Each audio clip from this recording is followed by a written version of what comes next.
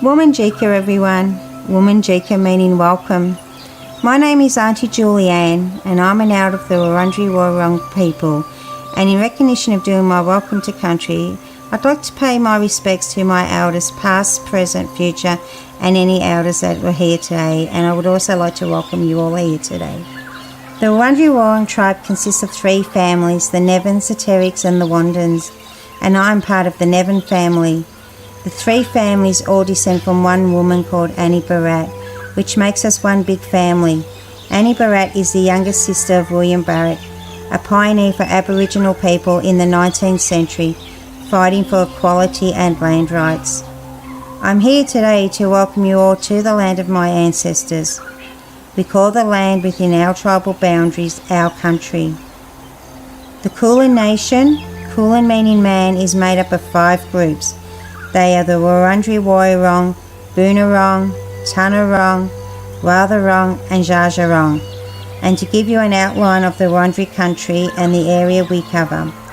Wurundjeri country extends from north to the Great Dividing Range, east to Mount Baw Baw, south to the Moorabbin Creek and west to the Werribee River. We cover a diverse range of land from the mountains to the beach and everything in between. Many thousands of years ago, if an Aboriginal person from another tribe wanted to cross our boundary, they would have to sit at the boundary and wait for the Narragadah, which is the headman, or an elder to come past to give permission to cross. Traditional Aboriginal culture was highly territorial, and visitors risked a violent reprisal for crossing a tribal or clan boundary without this permission, and this is how a welcome to country originated in our culture. Traditionally, being welcomed onto country meant you respected Bunjal's law. Bunjil the wedge-tailed eagle is our creator, and Wah the crow is our protector. And as long as you looked after the country, you had access to our waterways and our land resources. And when you enter our country, we ask that you respect our resources, our fauna, flora and water, as they are very special to us. And when you are ready to leave, we ask that you leave it the way you found it.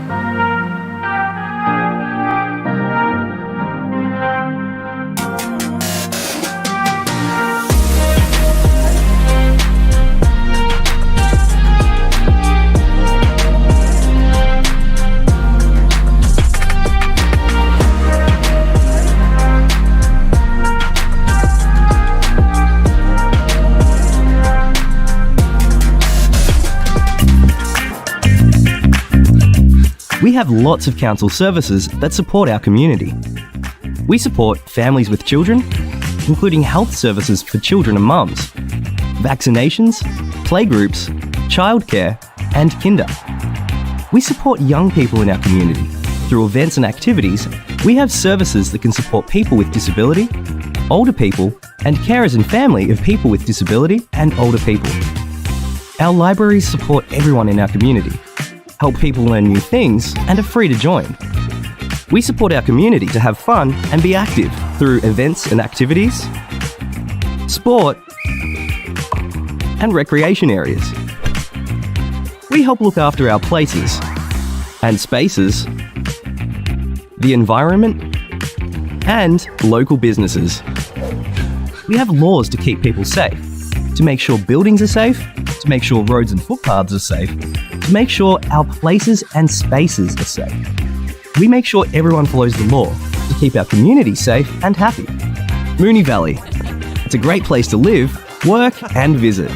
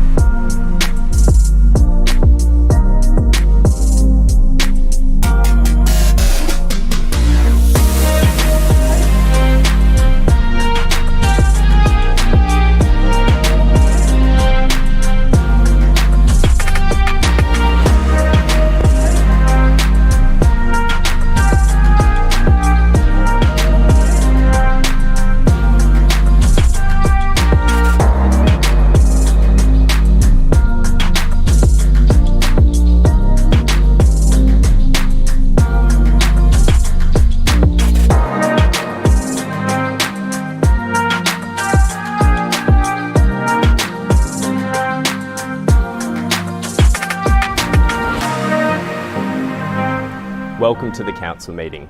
I'm Councillor Piers Tyson, Mayor of Moonee Valley City Council. We aim to get started every second Tuesday at 6:30 p.m.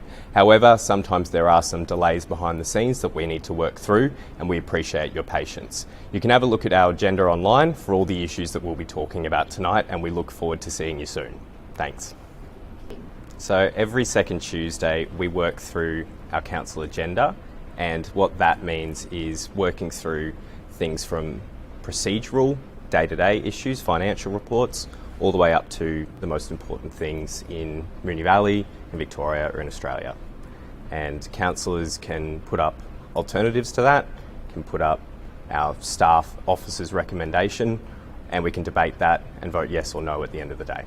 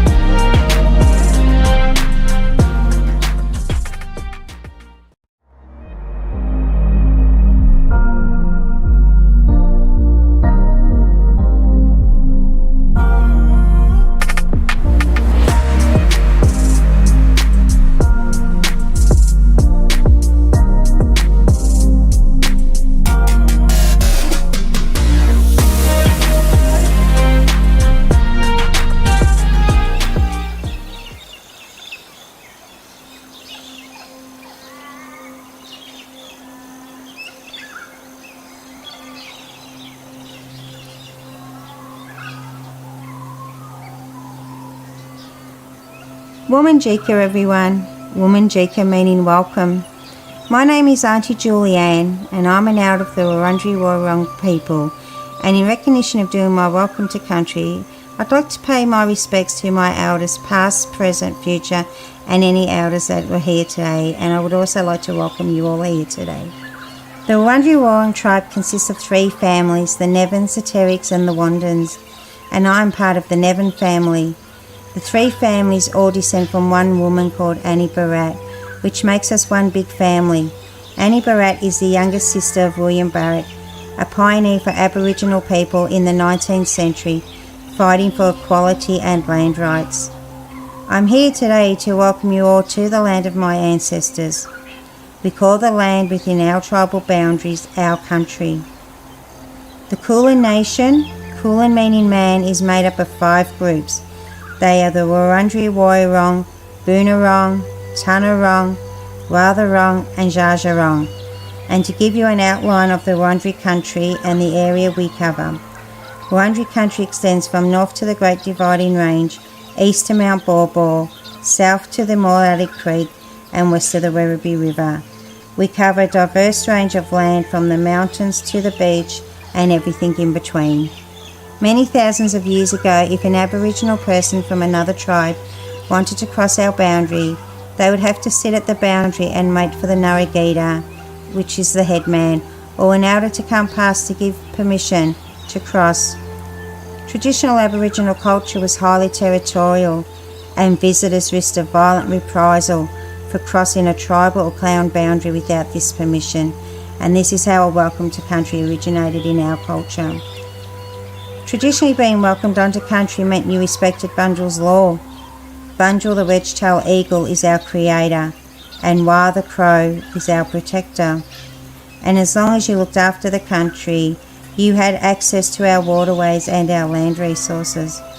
And when you enter our country, we ask that you respect our resources, our fauna, flora and water, as they are very special to us. And when you are ready to leave, we ask that you leave it the way you found it.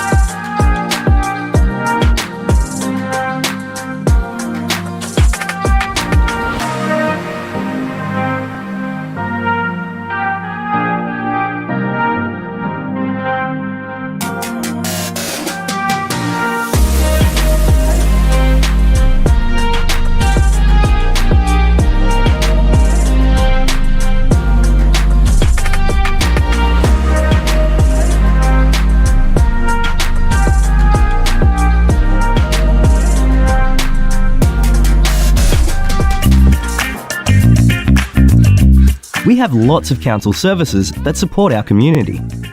We support families with children, including health services for children and mums, vaccinations, playgroups, childcare, and kinder. We support young people in our community. Through events and activities, we have services that can support people with disability, older people, and carers and family of people with disability and older people. Our libraries support everyone in our community, help people learn new things, and are free to join. We support our community to have fun and be active through events and activities, sport, and recreation areas. We help look after our places and spaces, the environment, and local businesses. We have laws to keep people safe, to make sure buildings are safe, to make sure roads and footpaths are safe, to make sure our places and spaces are safe. We make sure everyone follows the law to keep our community safe and happy. Moonee Valley. It's a great place to live, work, and visit.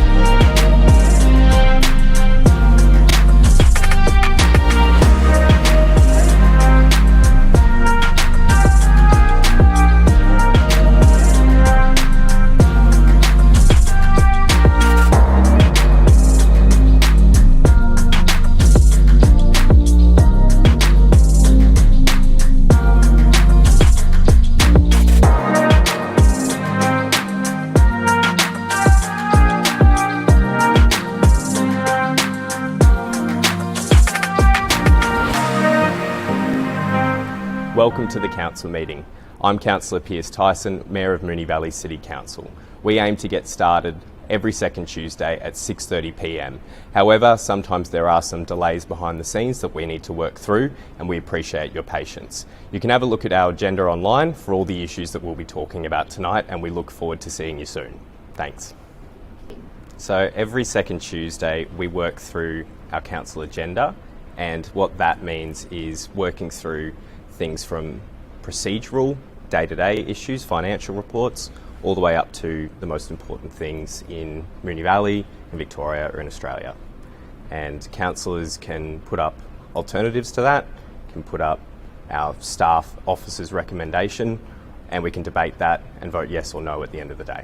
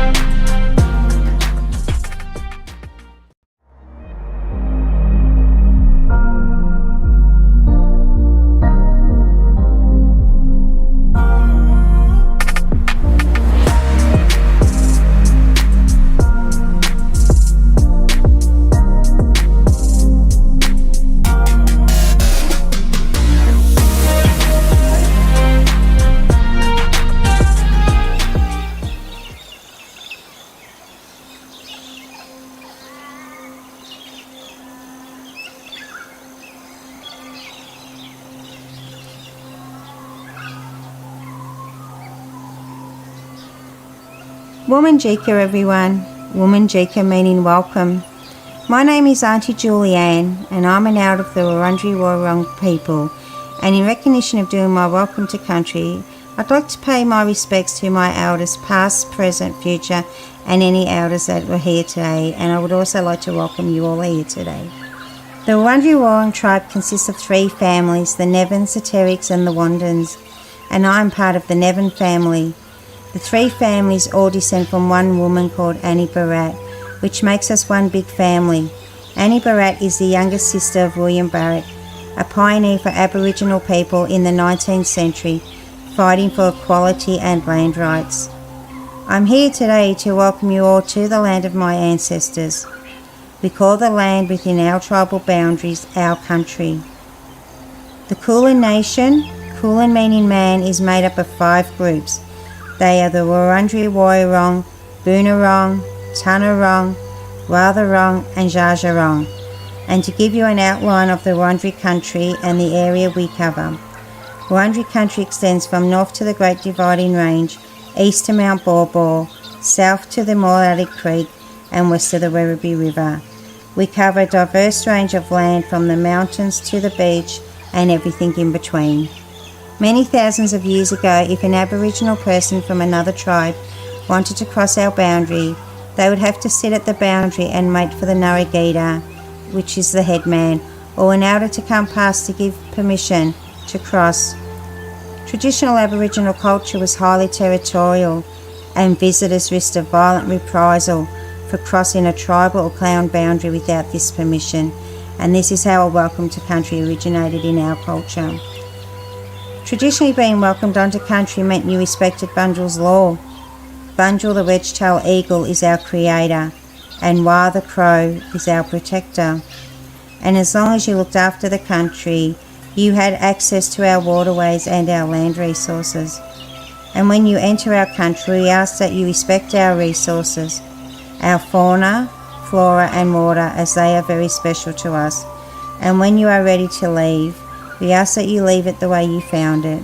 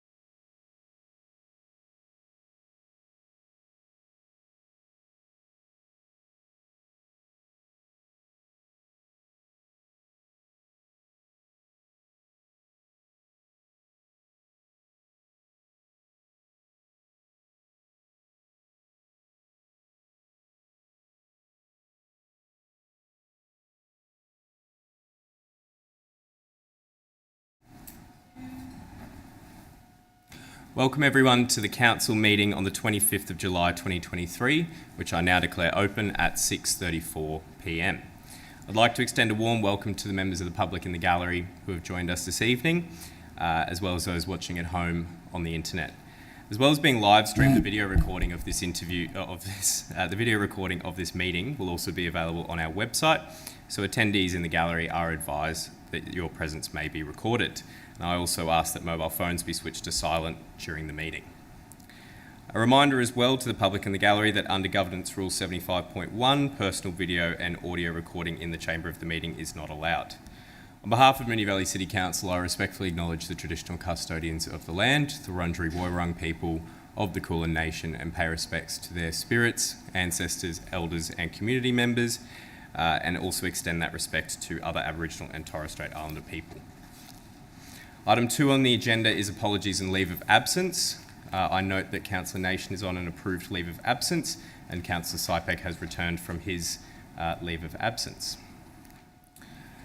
Item 3 is the confirmation of minutes. Councillors, can I please have a mover and seconder that the minutes from the Council meeting held on Tuesday the 11th of July 2023 be confirmed? Moved Councillor Bedio, seconded Councillor Byrne. I'll put that to the vote. All those in favour? That's carried unanimously. We now move on to item 4, declarations of conflict of interest. Does any councillor have a conflict of interest on any item on the agenda? Councillor Byrne? Thank you, Mayor. I'd like to declare a conflict of interest, general conflict of interest on item 9.5 and 9.11 for reasons given to the CEO in writing prior to the meeting. Thank you. Thank you, Councillor Byrne. Councillor Bedio? Thank you, Mayor. I'll like to declare a material conflict of interest for agenda item 10.1 for reasons previously declared to the CEO. Thank you. Are there any other conflicts of interest? Councillor Adams? Thank you, Mayor. I have a general conflict of interest with item 10.1 on the agenda for reasons previously disclosed to the CEO in writing in accordance with the governance rules. Thank you. Thank you.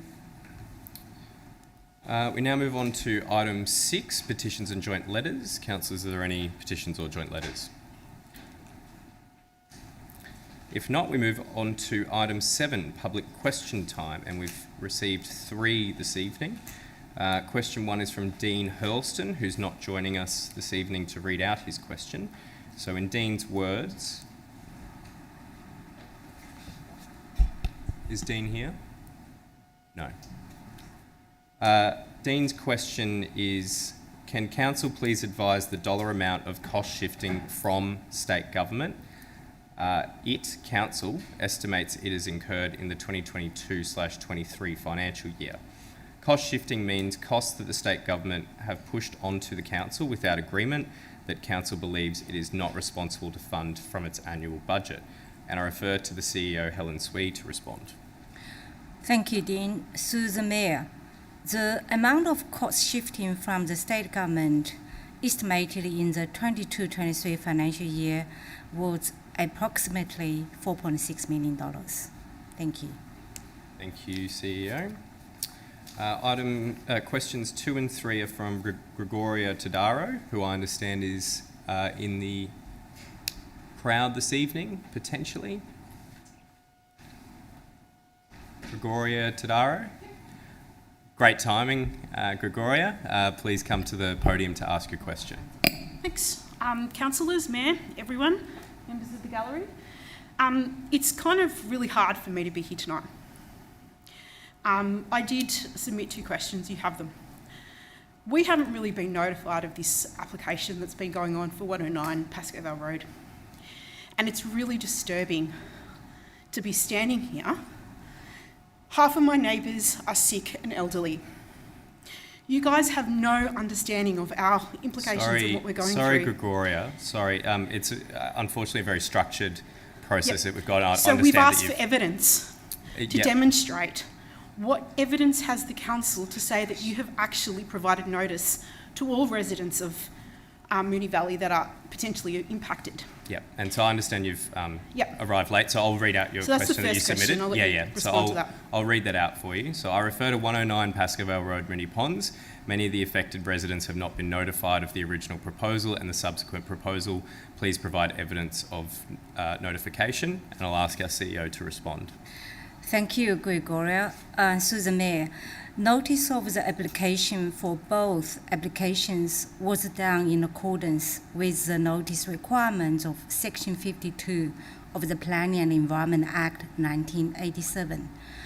Letters were sent by ordinary mail to all adjoining properties, and 2 notices were erected on site, one fronting Pascoe Road and one fronting the Strand.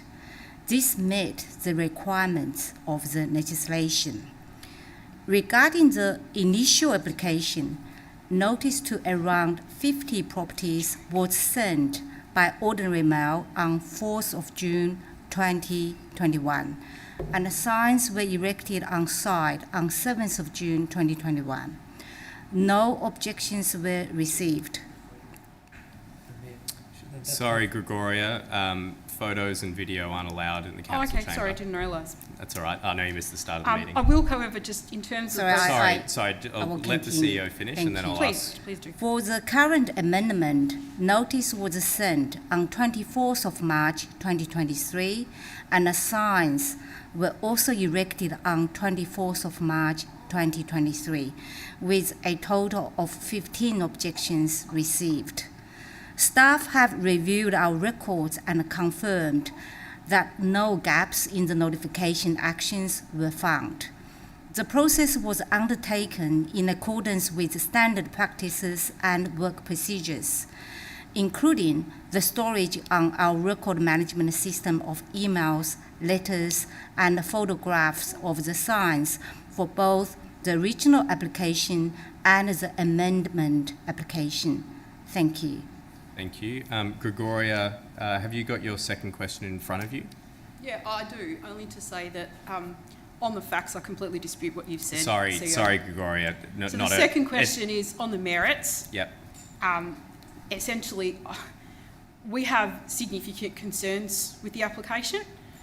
There are a number of issues on the merits that have been raised: traffic, parking, air pollution, noise, disorderly conduct, we have been unable to get in and out of our homes, and there's a continuous list, and these have actually been submitted, but some of us didn't get the original notification, so we couldn't submit them. Yep. So they were emailed to you, council. Sorry, Gregoria, I'll just stop you there. So, and I think you covered most of your question. But I might just sit down because it's pointless saying anything. Well, Thanks, guys. Thank you. I'll just, unfortunately, our answers are prepared by the pre-submitted question, so I will read out the pre-submitted question so that it gives it context. The proposed change of hours will make the use a restaurant rather than a cafe. This is a commercial use. The current zone is residential. It will impact the residential neighbourhood on many levels: traffic, noise, smell, parking, drunken and disorderly conduct by patrons during non-business hours. Please refer to my original objection. How does the proposal respond to these issues? And I'll ask our CEO to respond again. Thank you again, Gregoria. Through the Mayor, the original permit from August 2021 allows for the use of land for food and drink premises, buildings, and works associated with a Section 2 use, reduce car parking requirements, sell and consume liquor and auto access to a road in a road zone Category 1. Food and drink premises is defined in the Moonee Valley Planning Scheme as land used to prepare and sell food and drink for immediate consumption on or off the premises. This includes the use of land as a bar, convenience restaurant, hotel, restaurant, and takeaway food premises. The term cafe is not referenced within the planning scheme. In the case of both the original application and the application to amend the permit on the agenda today, the land use has always been referred to as a food and drink premises. The use is not prohibited under the zone. The Moonee Valley Planning Scheme does not suggest operating hours for businesses but does specify the consideration of limiting the hours of operation and use of outdoor areas in the case of licensed premises. Given the site is located within a residential zone and is proposed to cease trade at 11 p.m. at the latest across the site, not just in outdoor areas, officers consider the amendment to Condition 7 as being appropriate. Potential amenity impacts to adjoining and nearby residential properties are controlled by the existing conditions on the current planning permit. The officer report includes the replacement of now outdated conditions relating to the Environmental Protection Authority's State Environment Protection Policy with revised conditions requiring the submission of an acoustic report and at the request of the responsible authority. Should the business not meet the requirements of the conditions of the existing planning permit or the proposed amendment, should it be approved tonight, it will be subject to enforcement by council and to intervention from Victoria Police where any off-site amenity impact occurs outside of the specified trading hours of the business. Thank you. Thank you, CEO, and thank you, Gregoria, for coming in this evening. We now move on to item 8, reports from delegates. Councillors, are there any reports on your responsibilities as delegates? If not, we move on to the agenda, and item 9.1 is 109 Pascoe Road, Moonee Ponds, parentheses Lot 2 on Plan of Subdivision 035490, MV/188/2021/A, use of the land for a food and drink premises, buildings and works associated with Section 2 use, reduce car parking requirements, sell and consume liquor, and alter access to a road in a road zone Category 1 amendment. Councillors, do I have a motion? Councillor Bedio. Thank you. Thank you, Mayor. I have an alternative. Yep, what is your alternative? So I might just wait until there's quiet in the gallery. Members of the gallery, can we please ask that there's quiet during council meetings so that councillors... I might ask maybe if there are any other conversations to have it in the foyer. Thanks. Councillor Bedio, what was your amendment? Thank you, Mayor. Alternative, I'd like to move an alternative. The alternative is changes to Condition 7 of the permit to read as follows. The use authorised by this permit, including the sale and consumption of liquor, must occur only between the hours of A. Monday and Tuesday, 7 a.m. to 9 p.m. B. Sunday and Wednesday, 7 a.m. to 10 p.m. and C. Thursday to Saturday, 7 a.m. to 11 p.m. And D. Deletion of conditions 10 to 12. E. Insertion of a new condition 13 to read as follows. Noise levels must not exceed the permissible noise levels stipulated in the Environment Protection Regulations under the Environment Protection Act 2017 and the Incorporated Noise Protocol, Publication 1826.4, Environment Protection Authority, May 2021, as may be amended from time to time to the satisfaction of the responsible authority. Should the responsible authority deem it necessary, the owner and/or occupier of the land must submit an acoustic report prepared by a suitably qualified acoustic consultant to the satisfaction of the responsible authority to demonstrate compliance or which outlines any measures considered necessary to achieve compliance. The costs associated with the acoustic report shall be borne by the permit holder. The recommendations of the acoustic report must be implemented and the endorsed plans must be amended to accord with the recommendations contained in the acoustic report, all to the satisfaction of the responsible authority.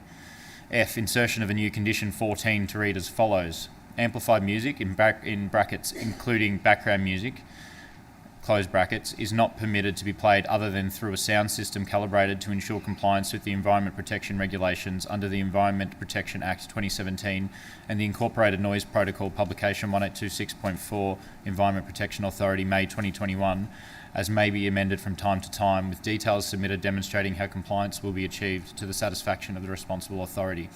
Should the responsible authority deem it necessary, the owner and/or occupier of the land must submit an acoustic report prepared by a suitably qualified acoustic consultant to the satisfaction of the responsible authority to determine compliance, or which outlines any measures considered necessary to achieve compliance. The costs associated with the acoustic report shall be borne by the permit holder.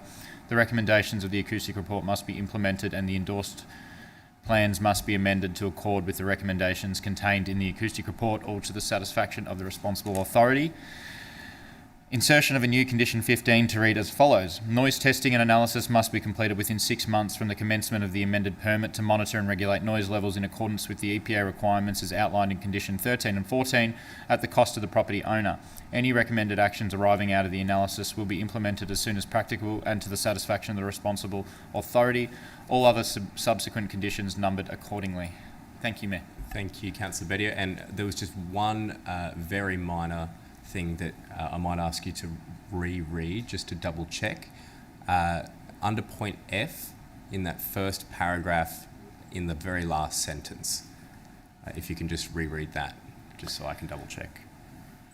Should the responsible authority deem it necessary, the owner and/or occupier of the land must submit an acoustic report prepared by a suitably qualified acoustic consultant to the satisfaction of the responsible authority to determine compliance, or which outlines any measures considered necessary to achieve compliance.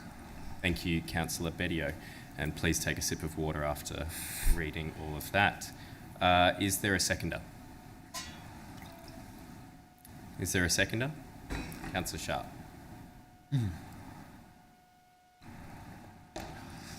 Thank you, Councillor Mayor. Bedio, please take your time. Thank you, Mayor.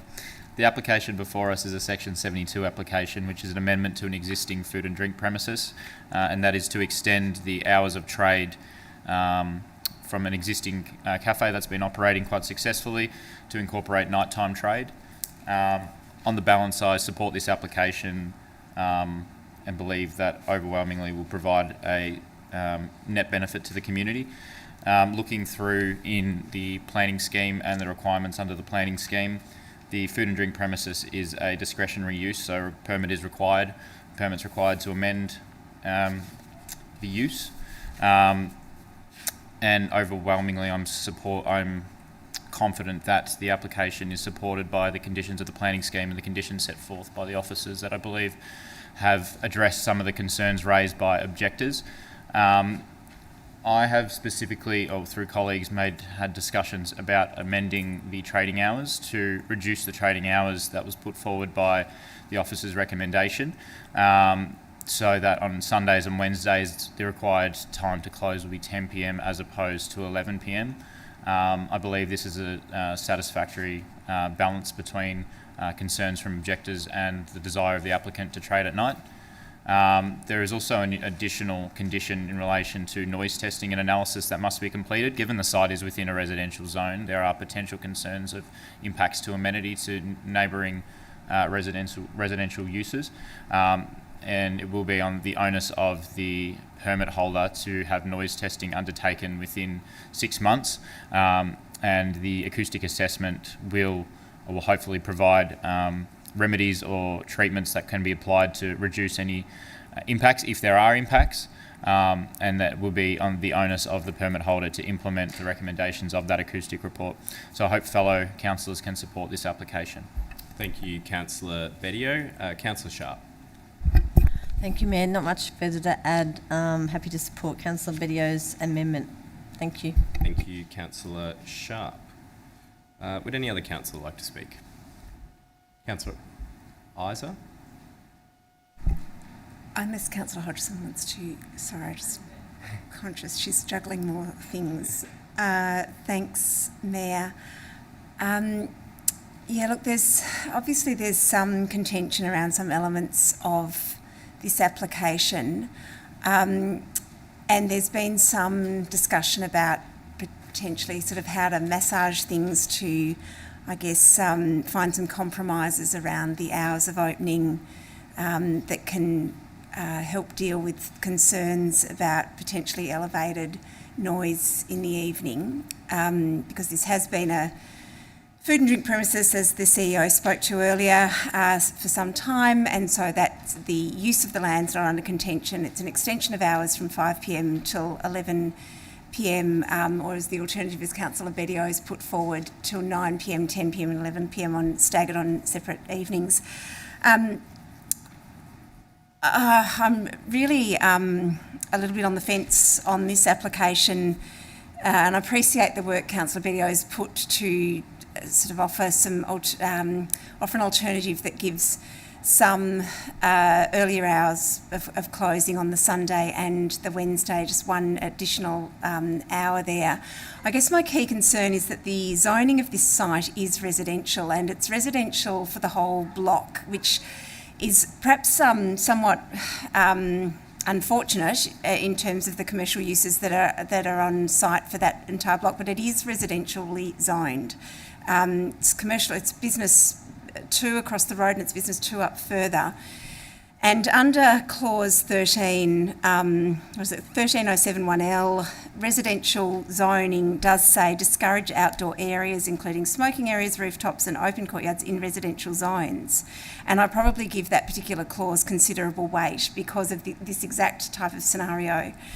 So I'm probably in favour of more restriction to the outdoor area, not the opening of the restaurant. I'd be perfectly happy for the restaurant to be open internally till 11 o'clock on those evenings, but I'm concerned about the outdoor area, and I was hoping for some greater restrictions around the outdoor, which abuts residential homes on both ends. I appreciate the parking issues, but they're not part of the planning permit, and I'll turn to those at another occasion, I think. I'll listen to some further debate, but that's my key concern. Thanks. Thank you, Councillor Isa. Would any other councillor like to speak? Councillor Hodgson? I'll give it a go. Thanks, Councillor Tony. I don't know if I can do that move. Look, as my fellow ward councillors have indicated, it is a difficult application in front of us for the reason I think that it's the cafe's been operating till 5 o'clock to date, and we don't have any information or data to assess, what the noise impacts will be. We assume that there will be some, and there will be an amenity impact. The question before us is what's reasonable, I guess.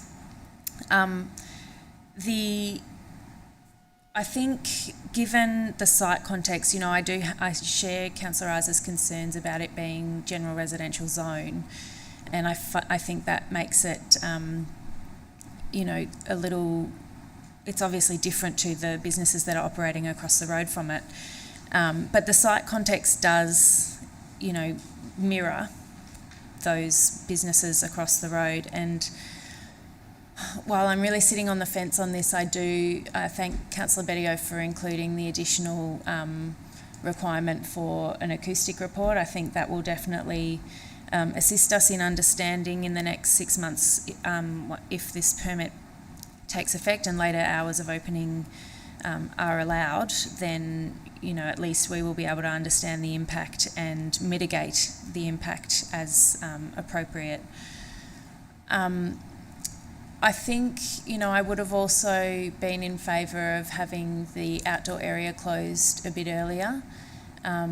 The officer's recommendation of Monday and Tuesday till 9 o'clock for all operation is, I'm supportive of that. But I think, we have a compromise here in front of us, and I think I'm sort of still reserving my decision as well, but it's an improvement on the officer's recommendation to have that compromise, I think, and to have the additional requirement of the acoustic reporting. Thanks. Thank you, Councillor Hodgson. Would any other councillor like to speak? Would any other councillor like to speak? Councillor Byrne.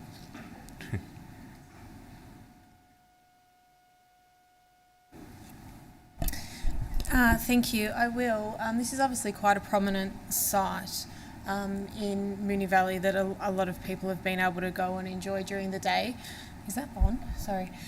And it's always interesting when we get these planning applications in, and I take a lot of feedback. There's been obviously emails from residents, the questions that have come in tonight, and obviously councillors discussing various things. I suppose as a non-ward councillor from where I see this, is I'm probably more on the side of where the officers are. I think Councillor Isa and Hodgson's points on it being residential, that definitely raises concerns for me, but the officers are obviously thinking that in this particular space that is allowable and appropriate. I really like that Councillor Bedio has worked to reduce the hours. I do think that will be better. I'm not sure whether the applicant is necessarily in favour, and I hope that they're okay with that. But I do think that they're reasonable. I would say that 10 o'clock on a Wednesday and Sunday, 10 o'clock is still late for people with young families and whatnot, but at least it is better than what the officer's recommendation was in the initial point. So I'll be supporting this. I do so with the thought that the officers have given the advice that it is appropriate, even though it is in the residential zoning, which is something that would be something that I would obviously be concerned about, but considering that advice that has been given, I will stick with that advice. Thank you. Thank you, Councillor Byrne. Would any other councillor like to speak? Would any other councillor like to speak? If not, I will, as there's been some dissent, I'll ask Councillor Bedio whether he would like to close. Thanks, Mayor. Look, I'll be brief. I obviously put considerable weight into looking into the application, given the development is located within a residential zoning. Now, in particular, if you look at 1307-1L in the planning scheme, it does specifically state that you should encourage discretionary uses in residential zones, in residential areas, to locate on corner sites that adjoin or have access to a road in a Transport Zone 2 or a Transport Zone 3. Now, note Pascoe Vale Road is a Transport Zone 2. It also encourages discretionary uses in sites that abut land used for non-residential, commercial or industrial purposes. Now, if we look to the direct east of the site, there is blocking from housing with an existing what looks to be a commercial building, and there's also commercial operations directly opposite Pascoe Vale Road.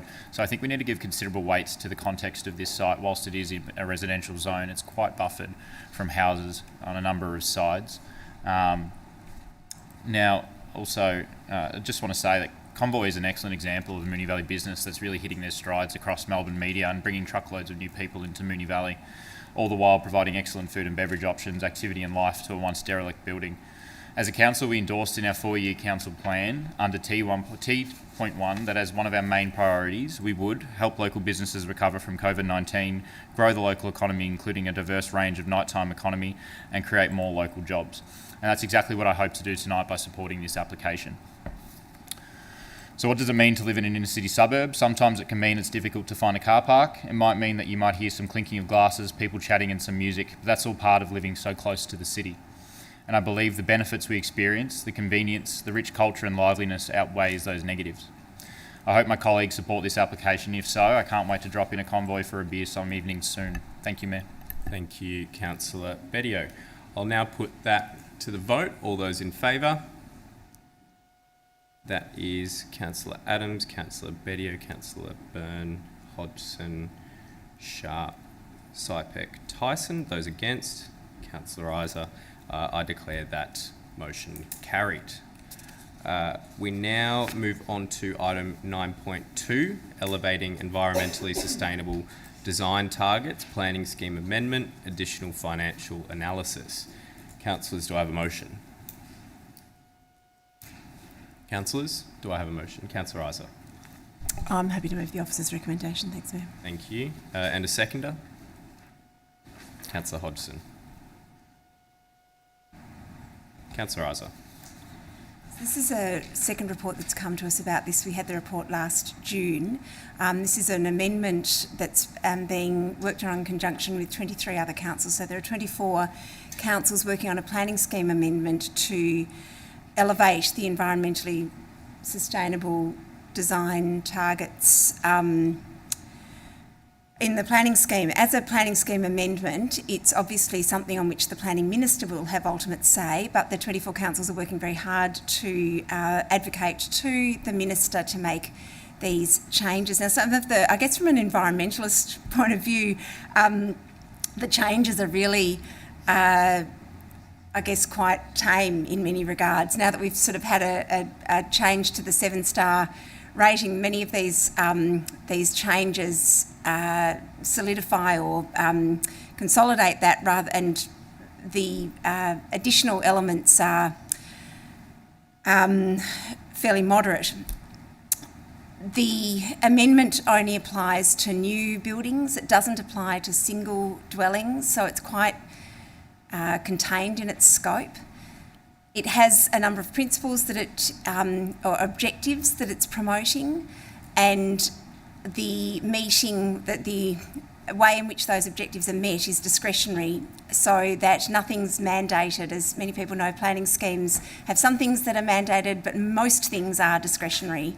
And that's certainly the case with this proposed amendment, is that council would in fact retain a great deal of discretion as to how an applicant might go about meeting the particular objectives that are put forward in the as part of the amendment. Look, we've had some really bad news environmentally of late. We have had the hottest June on record globally. We've had in the first week of July a series of days which increasingly gave us the hottest temperatures recorded globally since records began half a century ago. So I think, you know, there's no shortage of evidence to require us to act on this. We've had the task force recently highlight this as one of their recommendations, that we make these sorts of changes in the planning scheme to do what we can to make sure that new buildings reduce emissions, and that's what this is doing. This particular report came to us because there's been some additional cost-benefit analysis, and that cost-benefit analysis shows us that there's a general return of $1.48 per dollar, and it's looking at the accrued neighbourhood benefit, not just the benefits to an individual as well. So I thoroughly endorse us staying on the journey and the ride with this amendment. It's still a protracted process, and I hope that we see it out. Thanks. Thank you, Councillor Isa. Councillor Hodgson. Thanks, Mayor, and apologies for my distracting. Absolutely no worries at all. Isa. I too am really happy to support this recommendation. It is just a noting one to continue along the journey that we have started with other councils around Victoria. And I think it's a really important step to take to encourage or require new buildings to consider ESD and improve the ESD standards of their builds. It will, I think, as the study or the cost-benefit analysis shows, the benefits won't be seen immediately, but if we don't take this sort of action today, then the accrued benefits that we would be seeing will, you know, on the flip side, just continue to create the issues that we're seeing in things like rising temperatures. I do note that it's a very conservative estimate that the consultants have taken in terms of the cost-benefit analysis. So, in fact, we might see even more than $1.48 return on things, but a big chunk of the $1.48 benefit is to those people purchasing and living in the houses through operational energy, as I think the consultants were phrasing it. So that is essentially translating into a reduction in your power bills. I think it's a really great thing to continue along, and happy to support it. Thanks. Thank you, Councillor Hodgson. Would any other councillor like to speak? If not, I will put that to the vote. Councillor Adams. Thanks, Mayor. Happy to also support our participation in the ESD group planning scheme amendment. I think it's important to note that with the 23 other councils, this is a collaborative planning approach that will be the most effective and cost-efficient way to introduce standards in the Moonee Valley Planning Scheme that will help us to achieve our MV 2040 target of zero emissions for our community by 2040. As Councillor Isa stated, the financial analysis shows that over time the overall benefits exceed the costs, and continued participation in the amendment provides a platform for improvement of the build environment. If we don't continue to participate now, this opportunity will be missed, and attempting to introduce ESD standards as an individual council later would be extremely costly and have huge resourcing impact. So very happy to support this motion. Thank you. Thank you, Councillor Adams. Would any other councillor like to speak? Councillor Sharp. Thank you, Mayor. I'll be quick, but we already do have ESD guidelines and WSD guidelines within council that were developed a number of years ago. This planning scheme amendment proposes to effectively tighten those targets and push costs onto purchasers, renters, businesses. So I won't be supporting this. I do not support anything that is going to push further costs onto homeowners, renters in our area, and particularly businesses who are all doing it very tough. And I know this is going to take a while to go through, but at the end of the day, it's no good just saying it's something that's going to benefit people without actually acknowledging that it is going to put prices up. So there's been a lot of talk around this council chamber recently, of later weeks, about costs and the like, and this seems to be getting through without acknowledgement of that fact. So I won't be supporting it. Thank you. Thank you, Councillor Sharp. Would any other councillor like to speak? Councillor Bedio. Thanks, Mayor. Look, I probably won't be supporting this amendment either. I don't think, based on this financial analysis, that the increased costs to building, the increased costs to renters at this point when we're going through such a difficult cost of living crisis, that it's necessarily the most important thing that we should be looking at. I 100% wholeheartedly agree that the state government needs to be doing more to incorporate this sort of work into the building code, into the planning scheme, but I don't think it should be up to only 23 councils to be doing that. My concern is that the 23 councils that do are going to be putting the onus, or going to be outpricing themselves from the market for developers when we're in desperate need of new housing and diverse housing. And the concern is that that cost is going to be shifted to renters and to homeowners when we really can't afford that at the moment. So for those reasons, I can't support continuing. Thank you, Councillor Bedio. Would any other councillor like to speak? Councillor Sypek. Thank you, Mr. Mayor. I've read this report over a number of times, and I actually agree with a lot of stuff in here. But the problem is I think the timing's wrong. I don't think we should be doing it now. There's a lot of people... A microphone, Councillor Sypek. I've read this report a few times. I agree with what it says. I agree, it's got some good ideas, but I think the timing is just wrong. People are still hurting. People are still recovering. And I don't want to be the sword that really hurts families and people.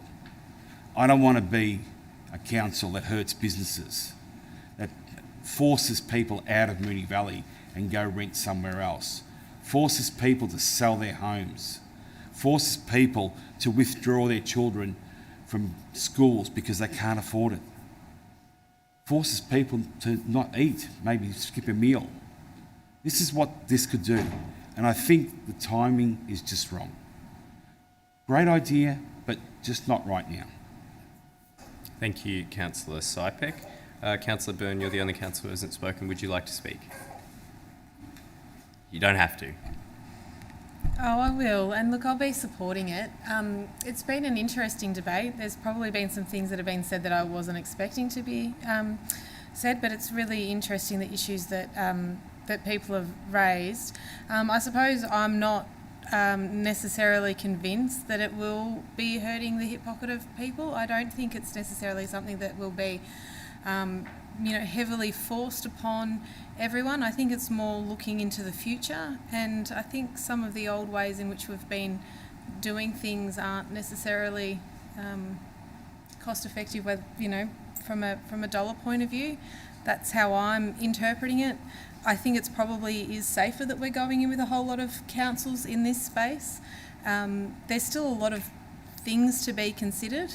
I definitely agree that now's not the time to be looking at things that are really going to be costing people a lot of money, but I'm not necessarily sure that this will be. It might actually be better. So I think I'm happy to support it, and obviously with doing this we're authorising officers to continue to proceed with the amendment with all the other councils that are going through it as well. Thank you. Thank you, Councillor Byrne. As there's been some dissent, Councillor Isa, would you like to close? Thanks, Mayor. I think one of the key things to think about at the moment is that the cost of not acting to reduce climate emissions is greater, is the greatest cost that we're facing. So when we talk about costs to individuals, we do have to put it in the much broader context of cost to individuals that's felt through environmental and catastrophic effects of climate change. In terms of timing, this is still going to be taking a number of, if not 1 year, 2 years to work through the process. Amendments are very slow beasts, and we're still sitting. It's still sitting with the Minister awaiting exhibition. We haven't even got to exhibiting this, so this is years away. If we don't start now, then we're just going to be waiting longer. In terms of the costs to individuals, look, I won't go into it in detail. People who are interested can read the attachment, they can read the report, they can read the very detailed cost-benefit analysis, which details the areas where there may be increases in costs, but the ways in which these may be offset by primarily escalating prices of electricity and power, and gas, and the ways in which energy efficiency helps to mitigate those costs. So that's where the cost-benefit analysis is on the whole positive because of that equalisation. That's probably enough. Thanks, Mayor. Thank you, Councillor Isa. I will now put that to the vote. All those in favour? It is Councillor Adams, Councillor Byrne, Councillor Hodgson, Councillor Isa, Councillor Tyson. Those against? Councillor Bedio, Councillor Sharp, Councillor Sypek. I declare that carried. We now move on to 9.3, endorsement of the draft nature strip landscaping guidelines for public consultation. Councillors, do I have a motion? Councillor Adams. Thanks, Mayor. I'll move the officer's recommendation, please. Thank you. And a seconder? Councillor Hodgson. Councillor Adams, would you like to speak to the motion? I will, thank you, Mayor. Early on in this council term, myself and other councillors, I'm sure, were alerted to the issues of Council's 2018 Nature Strip landscaping policy, specifically that the policy is unnecessarily complex and challenging to navigate, and that the process of getting a permit was lengthy and time intensive. So I'm really pleased to see these guidelines reviewed and prepared for public consultation so that we can transition from a policy to guidelines and finalise these at a later time through chambers after feedback is received, and hopefully rescind the current policy that is in place. This will bring us in line with other councils that have more succinct guidance that invariably encourages and supports community planting of nature strips. This will be fantastic news for our residents that are keen to do this, and so I'm very happy to support. Thank you. Thank you, Councillor Adams. Councillor Hodgson. Thanks, Mayor. Look, I'll just echo those comments that, we get a lot of feedback on these on our policy at the moment, and these guidelines, I think, address a lot of the issues that have been raised. One of the potential additional advantages if one was to plant some ground cover on their nature strip, they wouldn't have to mow it. I know mowing my nature strip's always something that, falls to the bottom of the to-do list each weekend. And I think, there are countless other, or they're probably quantifiable, but a lot of benefits, in terms of community gardening and getting more involved and creating some wildlife corridors and biodiversity in our municipality to this policy and getting more people involved in it. I would note that the policy discourages food planting in the nature strips, so please, if you are planning on planting some food, the recommendation is to do soil testing, because there can be toxins in those nature strips that are by the roadways. So other than that, happy planting, and I really hope that we get some good engagement with this policy and look forward to endorsing it after we get the report back. Thanks. Thank you, Councillor Hodgson. Would any other councillor like to speak? Councillor Isa. Thanks, Mayor. Look, I'm really pleased to see this going out for community consultation. It has arisen as the result of a number of concerns and that came to us early in our council term about the operation of the existing policy. And these are some. This is now a new process of having just guidelines instead of the policy which required a permit and insurance. So this is going out for consultation, and really happy to support that and then see what kind of feedback comes back to us. One of the questions that's already come to me is a question around synthetic, where people put down synthetic turf, which is not part of this policy, or not part of these guidelines, not part of the other policy, but there's potentially some lack of clarity about what was allowed prior to the policy in 2018. So that's something we can perhaps clear up during this consultation process, because obviously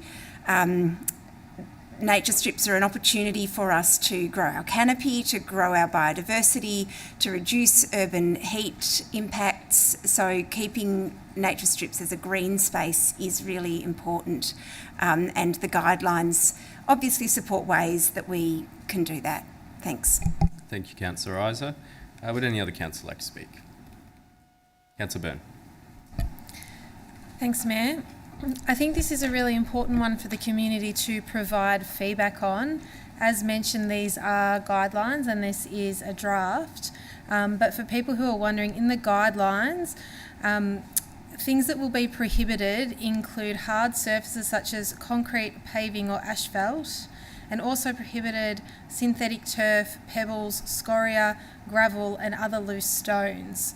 I know that I pass a lot of nature strips with these on there on a regular basis. So if you are someone who would like to continue having your nature strip in that way, this is your time to, assuming this gets endorsed, to put in your feedback. Thank you. Thank you, Councillor Byrne. Would any other councillor like to speak?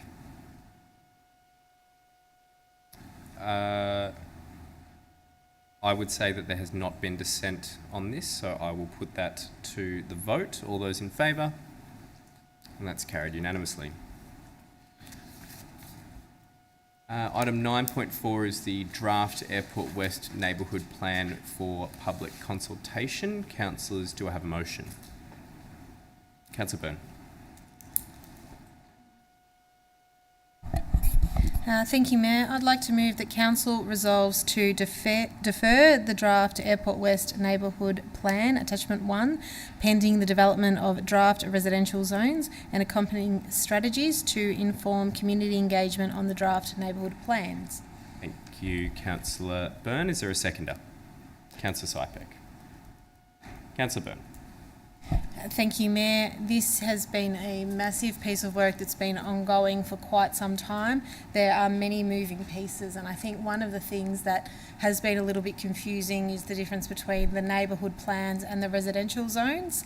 There's also been a lot in the media recently about potential changes that are coming in the next couple of weeks. We want to get this right, and we don't want to, I suppose, overburden with lots of different consultation, really confusing people. So I'd much prefer to get the order right, be very clear in what we're doing, and have and make sure we actually get the residential zones and the neighbourhood plans completed appropriately. Thank you. Thank you, Councillor Byrne. Councillor Sypek. Thank you. Would any other councillor like to speak? If not, I'll put that to the vote. All those in favour? That's carried unanimously. We now move on to item 9.5. Where Mayor, I've previously declared a conflict, so I'll step out at this point. Thank you, Councillor Byrne.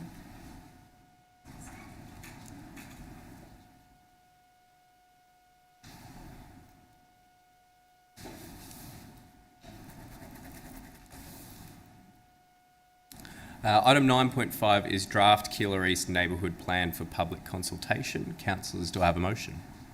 Councillor Sypek. I'd like to propose that Council resolve to defer the draft Airport West Keilor East Neighbourhood Plan pending the development of the draft residential zones and accompanying strategies to inform community engagement on the draft neighbourhood plans.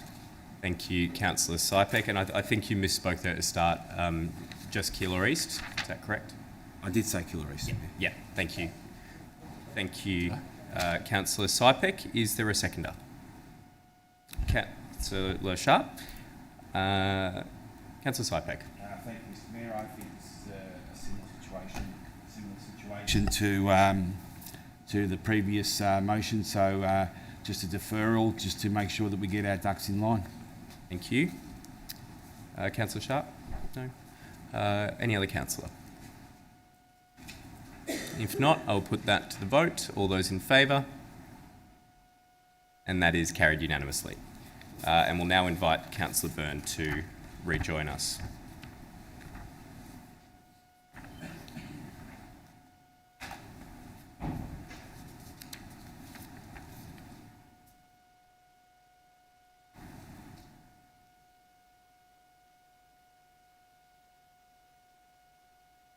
Welcome back, Councillor Byrne. Item 9.6 is proposed program of community carbon emission reduction initiatives. Councillors, do I have a motion? Councillor Isa. Thanks, Mayor. I'd like to move an alternative motion that Council resolves to A, note the Community Carbon Emissions Reduction Task Force recommendations report as shown in attachment 2 of this report. B, request the Chief Executive Officer to allocate at $855,000 in brackets ex-GST from the Community Climate Emissions Reduction Reserve in 2023/24 to implement as much of option A program of works outlined at table 1 of attachment 3 of this report as possible in the 2023/24 financial year. C, consider further funding for the Community Climate Emissions Reduction Reserve as part of the 2024/25 budget process to expand community carbon emission reduction initiatives with timelines and scope adjusted as appropriate to funding availability. Thank you, Councillor Isa. Is there a seconder? Councillor Adams. Councillor Isa, would you like to speak to the motion? Look, as I said earlier this evening, we've had some data coming to us around climate change that really gives us every sense of urgency, or should give us every sense of urgency about the actions that we are trying to take to reduce emissions. We've been on a bit of a journey through this term of council where we've really been trying to push our action on emissions, not just to the carbon emissions from council's operations, but to do what we can to address the community-wide emissions, because they account for 95% of our somewhat vaguely quantifiable carbon emissions or equivalent within Moonee Valley. So it's been really important to us as a council that we actually take some action on those. And to get to this point here, we've been progressively putting some money aside each budget to create a community carbon emissions reduction reserve fund, reserve. And we've built that up over time to about $1 million, some of which has been spent on things like the task force, which we've had recently, and we've put in place the task force to help us try to work out how best to spend that money to get to really take actions that help our community reduce emissions. And I think the people who are involved in the task force found it's really not an easy question to answer. And councils across Victoria have really struggled with how to use council resources to reduce community carbon emissions. And what we're putting forward tonight is a really, really exciting package of ideas that spring from our community, that spring from 40 people who sat down for 3 days to advise us on how they would like us to see us spend the money to support our community reduce carbon emissions. And so I'd like to again thank all of those people, thank the 250 people who expressed interest in becoming involved, that was whittled down randomly to 40 people who generally reflect the demographics of Moonee Valley. And they spent 3 days coming up with ideas for us. And what the officers have done is take those recommendations and turn them into tangible actions, and then put some dollars against each of those actions. Now, we've taken the officer's recommendation that was to do that to take the actions over 2 years and said, no, we'd like you to hurry up with this, please, and do this as quickly as possible and spend the $855,000 in this financial year as best you can. I would like to see us put more money in next budget, and I hope that some colleagues around the room share that aspiration as well. I know that there are a couple of recommendations that our task force was hoping we might take some further action on this evening, and a couple of those are a bit difficult to take some action on for legislative reasons and budgetary reasons. I guess I don't want people I hope people don't feel as though those recommendations have been forgotten or ignored in any way. They certainly have not, and I take our commitment to you on the task force very, very seriously, that we took your recommendations and we want to implement them as actions as quickly as we can. One of the recommendations we just can't do because we don't have any control over staffing, and that's a legislated restriction to our powers as councillors. The other one, in terms of can we put a percentage of budget towards reducing carbon emissions each year? Well, I guess I've got some, to me it's more important that we set about reducing certain quantum of emissions each year, not necessarily that we put an amount of money. So I'm hoping that we can still finesse that recommendation a little bit to meet the intent of it, which is to regularly, each budget, put money into the budget to reduce carbon emissions. And I absolutely want to do that. It's about how we do that, how we meet the intent of the task force to achieve that. Tonight, though, we are putting forward nearly $1 million towards actions that I think are model actions for other councils across Victoria to set an example on how councils can take action on community emissions. And I hope that the people who are part of the task force are really, really proud of the contribution they've made to get us to this point. Your time has expired. Councillor Adams. Thank you, Mayor. Also happy to support this motion to implement option A, a program of initiatives to reduce community carbon emissions. These initiatives, as Councillor Isa mentioned, were recommended by the Community Carbon Emissions Reduction Task Force that Council resolved to establish.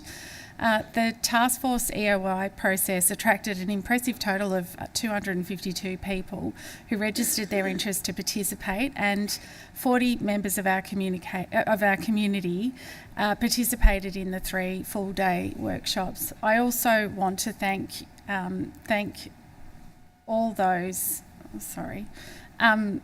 who applied, and also to those that were selected and fully participated. Giving up 3 full days on weekends involves a bit of juggling, and so thank you to everyone. We really appreciate your hard work. The task force produced a written report with 14 recommendations on how council should reduce Moonee Valley's community carbon emissions, and option A proposes to deliver a broad program of 20 initiatives that respond to most of the task force recommendations and supports all areas of the community. Council decisions regarding action on emission reductions can now be guided by the recommendations of the task force. So thank you to our community and officers for the work put in to deliver this 2-year program. Thank you. Thank you, Councillor Adams. Would any other councillor like to speak? Councillor Hodgson. Thanks, Mayor. And look, I just wanted to add to what's already been said, a massive thank you to the members of the task force, some of whom are here tonight, and to the officers for quickly turning around those recommendations into a work program that I think does exactly what we need, which is a really broad stroke attempt to see what, it's a bit of trial and error, what might we be able to really get a lot of community buy-in with, and have a big impact on assisting households and businesses and individuals to reduce their impact on our environment. It is, since the changes to the Local Government Act, it is one of our responsibilities to consider climate in our deliberations as a council, and to consider mitigation and planning for climate change risks. So as much as we can do, and I look forward to future budget deliberations and topping up that bucket of money that we've given officers, and that we hope to keep full up to the brim, to just make sure that whichever, through the evaluation that's proposed in this work plan, whichever initiatives seem to be getting a lot of buy-in and have the greatest abatement, that we can continue to prop those up and bring down, get closer to our target of 0 emissions by 2040. Thanks. Thank you, Councillor Hodgson. Would any other councillor like to speak? Councillor Byrne. Thanks, Mayor.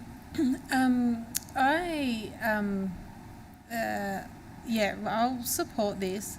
I am mindful about point C, which is the considering of further funding. Obviously, I'm happy to support it because I'm mindful that everything that is going to be put up for budgeting, we'll probably start discussing things in 6 months' time or whatnot. It's almost like a little placeholder that gets put in there and we can start discussing things. But I do feel, and we've already discussed it in the chamber tonight, that our budgets are really tight at the moment, and we put something in, we've sort of got to pull something out. That's the position that we're in. I don't have any issues with spending the $855 this year. My understanding was that was sort of how it was going to be anyway. I think that the idea of having it over 2 years was because that was to try to fit everything in, and we're, as Councillor Isa said, squeezing in to try to get things going a little bit more. But when we put, to have a balanced budget, we put something in, we've got to take something out. And I'm not saying that there aren't projects to come out, but it's really, things are difficult at the moment with a lot of things. So it'll be interesting to see where we land in June of next year in terms of Part C. But as I said, I'm happy to support it, happy to have the conversations to see what the next part of this. This has obviously already been approved, the 855 already approved in this current year's budget. Thank you to everyone who spent their time working through all of this. Sounds like there was some really great conversations. I heard from people who got the letters and applied, and they didn't get chosen, and they're actually really disappointed, which happens. It's how it works out. But it's good to see that there's that many people that are really passionate and really want to contribute. So, thank you. Thank you, Councillor Byrne. Would any other councillor like to speak? If not, I'll put that to the vote. All those in favour? That is carried unanimously. I too would also, as some councillors have said, like to thank again all of our community panel members. It's been an excellent experience meeting them all, and looking forward to closing the loop with them soon. So on behalf of council, thank you to everyone who participated. Item 9.7 is canopy cover targets for City of Moonee Valley. Councillors, do I have a motion? Councillors, do I have a motion? Councillor Isa. I'm happy to move the officer's recommendation, but equally I'm happy if anyone else wants to move it too. I've moved a lot tonight. No. Sorry, what was that? Councillor Isa? I'm happy to move the officer's recommendation. Thank you. Is there a seconder? Councillor Bedio. Councillor Isa, would you like to speak to the motion?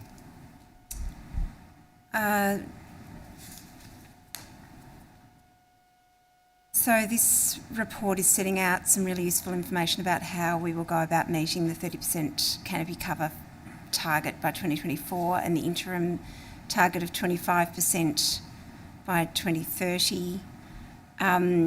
Details that we're going to be planting, or in 2023 we're going to be planting 12,000 trees on public land. But it also indicates that we need to plant 85,000 additional trees on private land. And that is going to require every property to plant 2 trees. And if only 70% of properties can plant 2 trees, then it's going to require those 70% of properties to plant 3 trees.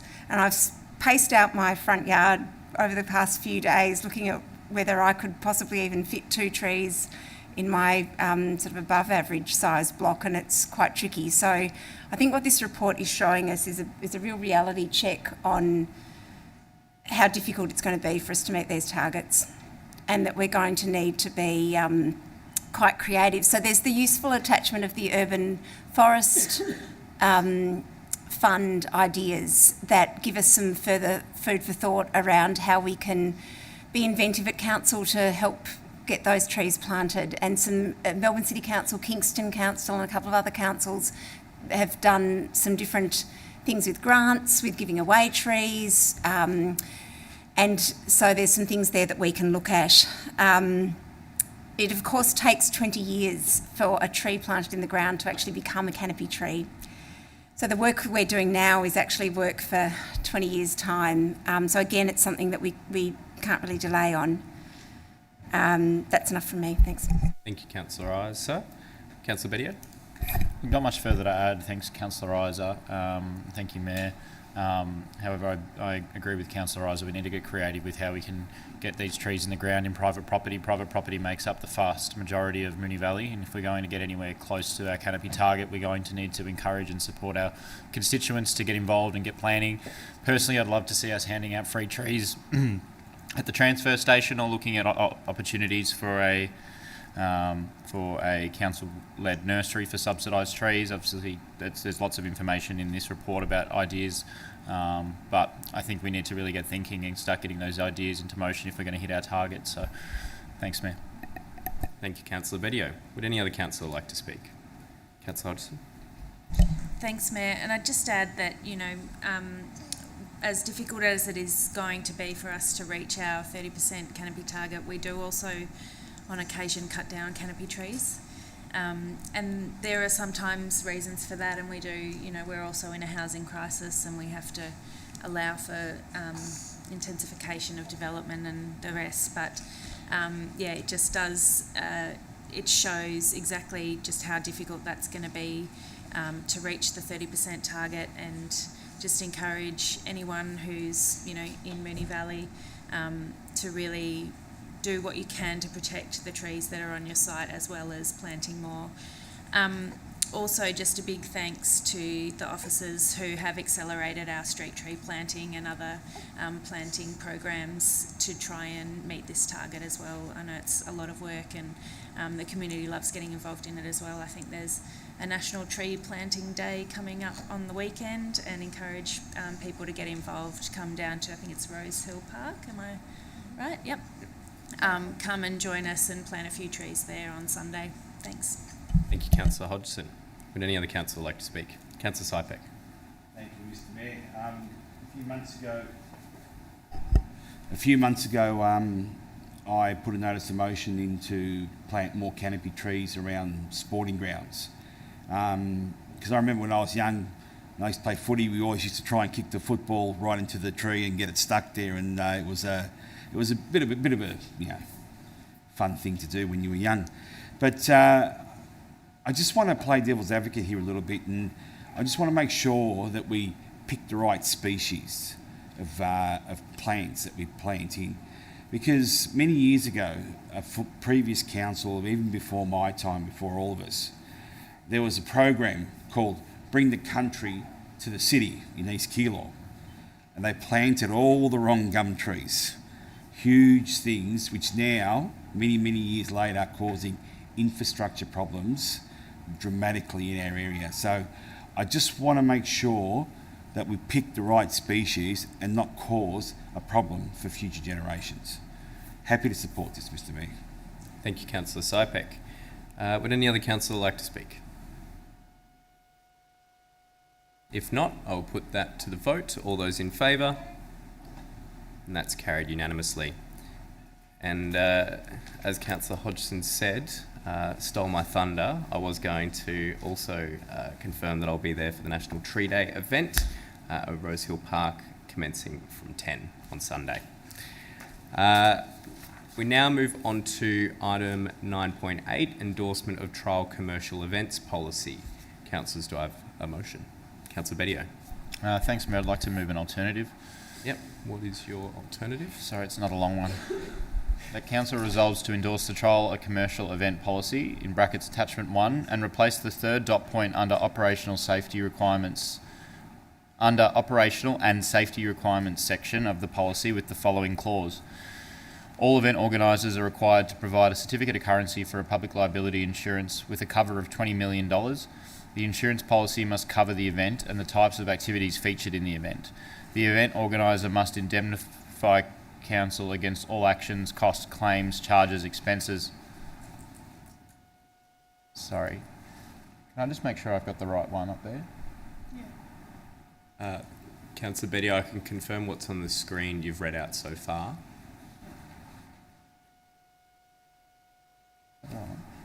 Yeah. Do you need a moment? Sorry, I just wanted to make sure I had the right one. Public liability, all event organisers are required to provide a certificate of currency for a public liability insurance with a cover of $20 million. The insurance policy must cover the event and types of activities featured in the event. The event organiser must indemnify Council against all actions, costs, claims, charges, expenses, penalties, demands and damages whatsoever which may be arising from their event.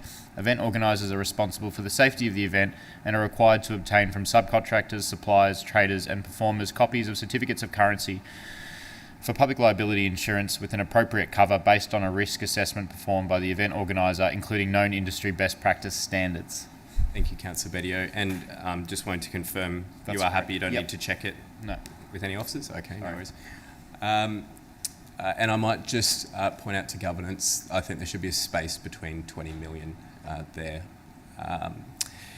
Is there a seconder? Councillor Isa?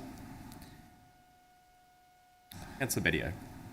Thank you, Mayor. This is a really exciting endorsement, the trial commercial events policy. It's the first time that Moonee Valley's opened up to having commercial operators or third-party operators be able to access or utilise public space to run events. It's something that's traditionally been closed off in Moonee Valley, and I think it's a really exciting step forward for us, and it's a big part of our igniting creativity, our arts and culture policy. So it's something that I'm very excited about. My amendment was essentially to ensure that not everyone who's a part of an event, well, the existing policy read that anyone who was a part of the event, whether you were a small knitting group or a small acoustic duo, had a $20 million public liability certificate. And based off an analysis from our internal risks team, that's not necessarily required. So the events, the event manager, the people running the event, will be required to have a $20 million public liability certificate. Acoustic guitarists, that sort of thing, the smaller, doesn't necessarily have to have a $20 million certificate. They'll have to have public liability based on a risk assessment by the event organiser or council. So I think that was just a common sense amendment so that we're not being overly prohibitive on people wanting to run events in our city. Very excited about this. Thank you to the officers for all your hard work in getting this together so quickly. And I really look forward to seeing what kind of events come to Moonee Valley in the not too distant future. Thank you, Councillor Bedio. Councillor Isa. Thanks, Mayor. This is a terrific step forward. So pleased to see it get to this point, and I'm happy to support the amendment there, which is a good, showing a good eye for detail on that particular clause. So thanks for that, Councillor Bedio. I think Councillor Bedio and I kind of, this stems back to when we were trying to get the Flemington Farmers Market some space in Flemington, and we realised that at Council Moonee Valley we didn't have any way of hosting commercial events on public land, and so this is 2 years later, this is the result of that that sort of realisation at that time. So really, really excited that we've got to this point. Thanks to officers for the hard work to help us to bring this to a reality, and look forward to seeing what sort of events we can make happen in Moonee Valley. Thanks. Thank you, Councillor Isa. Would any other councillor like to speak? If not, I'll put that to the vote. All those in favour? And that's carried unanimously. We now move on to item 9.9, Airport Rail Link and Keilor East / Airport West Railway Station advocacy steps. Councillors, do I have a motion? Councillor Byrne. Happy to move the officer's recommendation. Thanks, Mayor. Thank you. And a seconder? Councillor Sypek. Councillor Byrne. Thank you, Mayor. This has obviously been one of the most disappointing things. Not this report. This report's great, but the cancellation or potential delay of the Airport West or East Keilor train station. Most people would know that we've been advocating for this for a long time, since before 2019. 2019, we really kicked off with the Still Waiting campaign. Last year, we were so excited. We had pom-poms, we had signage, we had everything. Sorry, Councillor Byrne, I'll ask you to pause for a second. That's all right. And we'll pause the time governance as well. I'm happy to continue. I'm Yep. used to speaking over babies. Are you right for me to continue? It's all. Go ahead, and I'll add an extra 30 seconds to Councillor Byrne's time. We stood there on the site. Most of us were there that day. We had pom-poms, we had signs, we had banners. We were just so excited when we finally got our train station. We'd advocated really hard and really well as a council, with other councils, with community members. There were so many meetings Councillor Bedio and I and other previous mayors and councillors had been to. And so to get the announcement mid to late last year was really exciting. And then in April this year, to find out in a Herald Sun article that there was a chance of it being delayed or scrapped was heartbreaking. And I know that a lot of people in this room felt that, and I know that a lot of people in the community felt that. And it really just felt horrible, because this train station, I cannot explain how life-changing this is for so many people in our city. It's not just anything. It's not just a project that we can recover from. This is something that will completely transform the area. It will completely transform lives, and to have it and then have it potentially taken away is just really horrible. So we need to continue advocating. The one part of the report that I'm not too sure about is the risks and the reputational risk, and the advocacy approach is to respectfully seek and continue to present positive pressure on the Victorian and federal governments to build the East Keilor / Airport West Railway Station. Probably stand with Councillor Sypek here that sometimes the respectful bit, we will try our best to be respectful, but I know that we will do our respectful in our best way, I suppose, because it is really hard sometimes when something as important as this has been potentially taken away.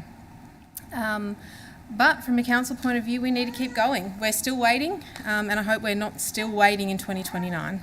Thanks. Thank you, Councillor Byrne. Councillor Sypek. Thank you, Mr. Mayor. And I too use the words of what Councillor Byrne said, disappointed. I've heard about this station for many years. I think the community's heard about this station for many years. Advocating, yes, I'm fully in support of it, but I'm really starting to think this is just shuffling deck chairs on the Titanic. It's never going to happen, Mr. Mayor. And the only way it's going to happen is not from advocacy from the council. It's going to happen from advocacy from the community by using their votes. Because until this area becomes a marginal seat, we are going to get nothing, Mr. Mayor. Absolutely nothing. We become a marginal seat, you watch the dollars rolling. That's how it works, Mr. Mayor. 9 councillors can advocate here and officers can advocate here, but when the community speaks, the community speaks. And that's what we need. We need a groundswell of community support for this station. Thank you, Councillor Sypek. Would any other councillor like to speak? Councillor Bedio? Look, I'll just, thank you, Mayor. I'll just echo my ongoing disappointment with this matter. I know as Deputy Mayor last year, alongside Councillor Byrne as Mayor, we went to so many meetings about this and we were so over the moon when we got the news. And honestly, I think the reputational risk really lies with the state government here. They're the ones who are looking silly now. And I think really they really need to realise that and start to work with council and hear our call that we really urgently need this station. Thank you, Councillor Bedio. Would any other councillor like to speak?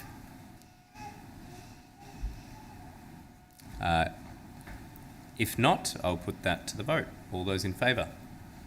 It's carried unanimously. 9.10, repeal of public drunkenness laws. Councillors, do I have a motion? Councillor Hodgson. Thank you, Mayor. I'd like to move the officer's recommendation with some additional points which I will read. So I'll read the whole motion. Sure. Thank you. That Council resolves to A, note this report and the update it provides on the progress of the Victorian State Government in implementing its new legislation decriminalising public intoxication.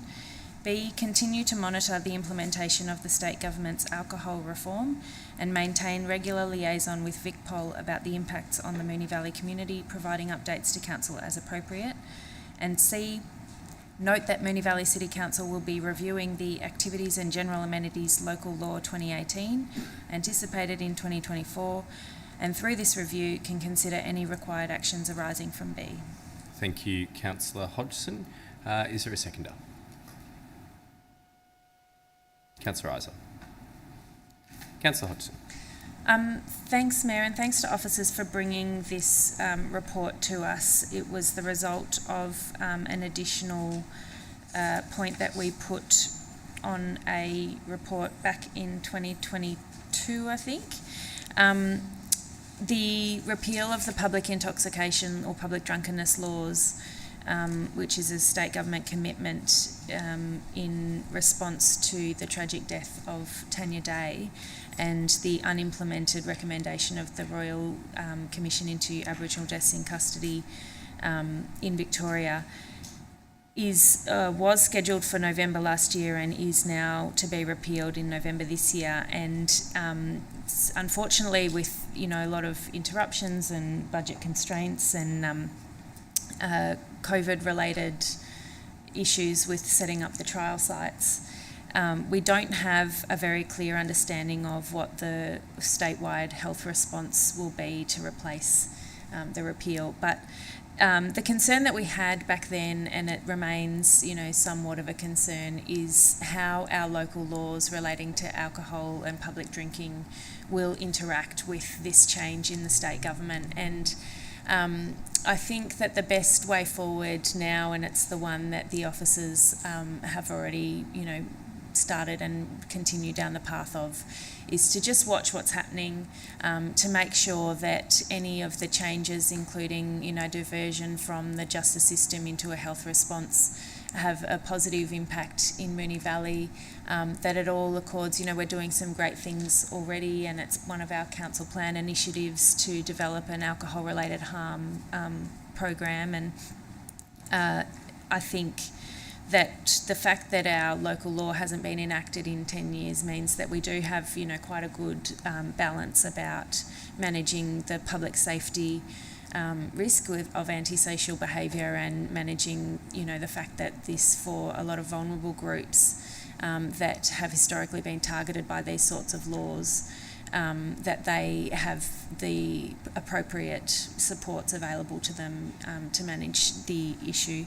So the local law in general will be reviewed at the end of next year, I think, or later or earlier, depending on the work program. But it will allow us to look at this particular law and any of our other laws that aren't regularly enacted, and make sure that they remain relevant, that they remain in keeping with the current policy settings, and that they continue to have relevance and meet the intent of when they were originally brought in. So I just added those couple of points there so that we make sure that we keep an eye on this, and that we can, through our regular conversations with Victoria Police, make sure that this continues to work the best for our Moonee Valley community. Thanks.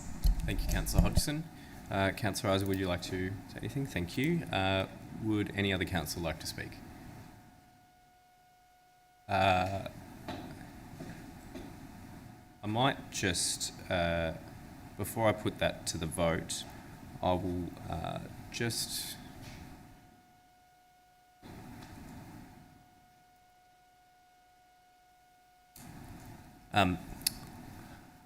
we'll put that to the vote. All those in favour? And that is carried unanimously. Item 9.11, I believe Councillor Byrne has declared a conflict of interest. However, before... Sorry. I was going to declare my conflict again. Before that, I will call a 5-minute adjournment for the purposes of break. Can I just declare, earlier on in the meeting I declared a conflict of interest in 11.1, so won't come back from the deferral until after the item. Thank you. Acknowledged. Thank you, Councillor Byrne. So we will call a break, returning at 8:06. Thank you.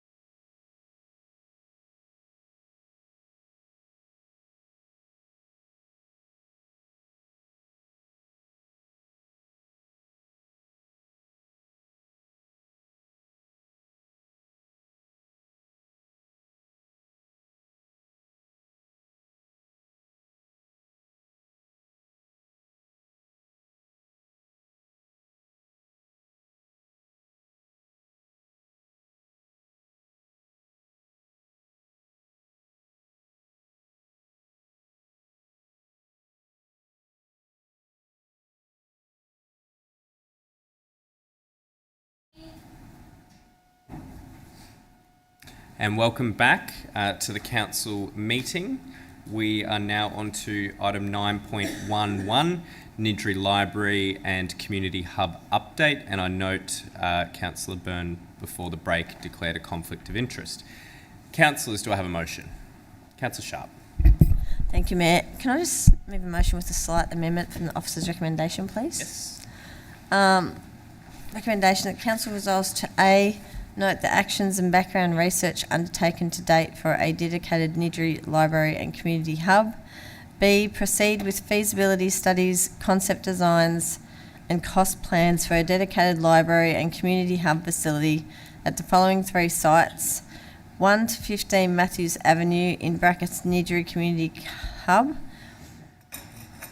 semicolon 31 Ross Street, in brackets Ross Street Car Park, end of brackets, semicolon, and 1 to 3 Hotham Street, in brackets Hotham Street Car Park, comma, including an assessment of current lease obligations,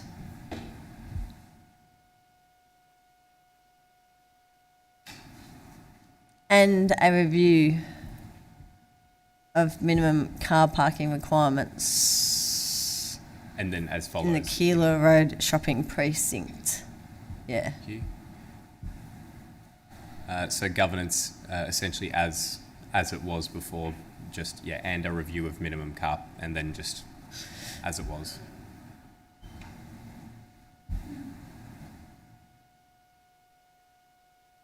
Yep. Yep. And point C, receive a report outlining the findings of these studies and recommending a preferred site for a new Niddrie Library and Community Hub by March 2024. Thank you, Councillor Sharp. Is there a seconder? Councillor Sypek. Councillor Sharp. Thank you, Mayor. We've been speaking about the Niddrie Library and Community Hub for a long time. It was always earmarked in the Keilor Road structure plan quite a number of years ago to be on the Hotham Road car park, but we do want to investigate some other sites, so hence the report tonight.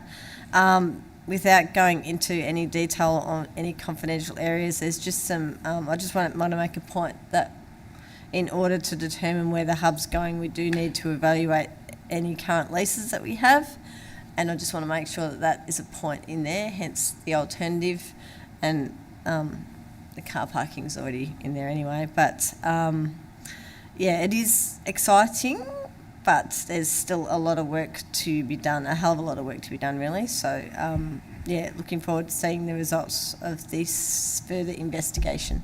Thank you. Thank you, Councillor Sharp. Councillor Sypek. Oh, apologies, thank you. Would any other councillor like to speak? If not, I'll put that to the vote. All those in favour? That's carried unanimously. We'll now invite Councillor Byrne back to the chamber.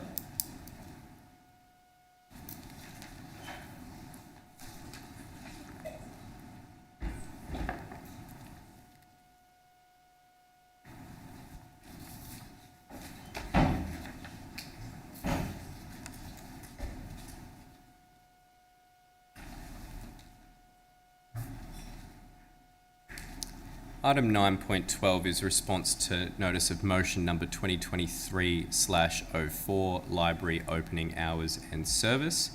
Welcome back, Councillor Byrne. Councillors, do I have a motion? Councillor Byrne. Happy to move the officer's recommendation, thanks. Thank you. And a seconder? Councillor Sypek. Councillor Byrne. Thanks, Mayor. Sorry, I'm just getting the That's right, page please up. take your time. Okay, great.